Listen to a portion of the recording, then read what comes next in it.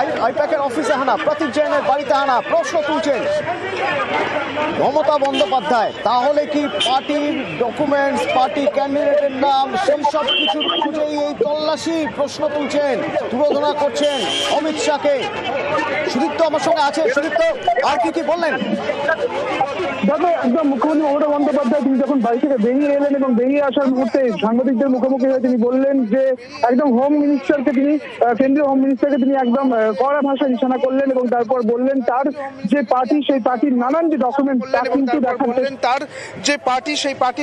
Document তা কিন্তু দেখার চেষ্টা করা হচ্ছে এবং তিনি হার্ড ডিস্ক এই সমস্ত নিয়ে কিন্তু বেরোলেন এবং এমনটা তিনি উদ্বেগ প্রকাশ করলেন এবং বললেন যে তিনি যেহেতু ইনচার্জ অফ টিএমসি এবং সেই কারণে তিনি আজ এলেন এবং এটা একেবারে ষড়যন্ত্র এবং সেখান থেকেই হোম মিনিস্টারকে একেবারে নিশানা, নটি হোম মিনিস্টার, এই ভাষাতেই তিনি আজকে একেবারে নিশানা করলেন মুখ্যমন্ত্রী মমতা বন্দ্যোপাধ্যায়। তিনি বললেন সল্ট লেকেও যে এটি তল্লাশি চলছে এবং সব মিলিয়ে তিনি উদ্বেগ প্রকাশ করলেন। অতনু, ধন্যবাদ সুদীপ্ত। সল্ট লেকে যে অফিস, সেই অফিসেও তল্লাশি চলছে।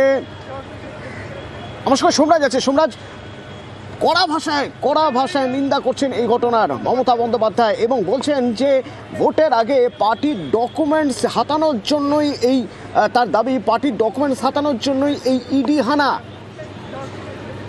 দেখো, আইপ্যাক যেহেতু তৃণমূল কংগ্রেসকে পরামর্শ দেন বিভিন্ন বিষয় নিয়ে, রাজ্য সরকারকে পরামর্শ দেয় বিভিন্ন বিষয় নিয়ে, এবং আইপ্যাক যারা তৃণমূল কংগ্রেসের বিভিন্ন বিষয় নিয়ে রণনীতি তৈরি করে এবং আইপ্যাক সংস্থার কাছে তৃণমূল কংগ্রেসের বেশ কিছু তথ্য রয়েছে এবং সেই জায়গা থেকে মমতা বন্দ্যোপাধ্যায় কেন্দ্রীয় স্বরাষ্ট্রমন্ত্রী অমিত শাহকে আক্রমণ করলেন। শুধু তাই নয়, মমতা বন্দ্যোপাধ্যায় কার্যত অভিযোগ তুললেন যে এসআইআর নিয়ে যেখানে বারবার প্রতিবাদ জানানো হচ্ছে, তার দরুন এবার আইপ্যাকের যিনি সঙ্গে থাকো। কিছুক্ষণ আগে মমতা বন্দ্যোপাধ্যায় কি বললেন প্রতীক জৈনের বাড়ি থেকে বেরিয়ে এসে, আরেকবার শুনবো। To collect all of our party hard disk, the candidate list, the party strategy, the party plan. Is it the duty of the ED and Amit Shah, the nasty home minister, the naughty home minister who cannot protect the country? And he's taking away all my party documents. If I get the BJP party office, what will be? What will be the result? They didn't have any guards. One side the SIR case, they're deleting all the names of the Bengal people. More than 2 crore people. 1.5 crore people are being called. 54 lakhs are being deleted without any asking their details. They are using WhatsApp only, and because of election they are collecting all my information of my party. देखो मैंने सब लेके आया because I rang up Pratik because he is the in charge of my party. So my hard disk, see, phone, hard disk, all they are collecting, and they have already attacked my IT office also. In fact, sector 5 I am going there also. Somnath, সংঘাতের এক নতুন মাত্রা শুরু হলো অন্তত এই জায়গা থেকে, নয় কি? তুমি দেখো, যেখানে এসআইআর নিয়ে বারবার শুরু হলো অন্তত এই জায়গা থেকে, নয় কি?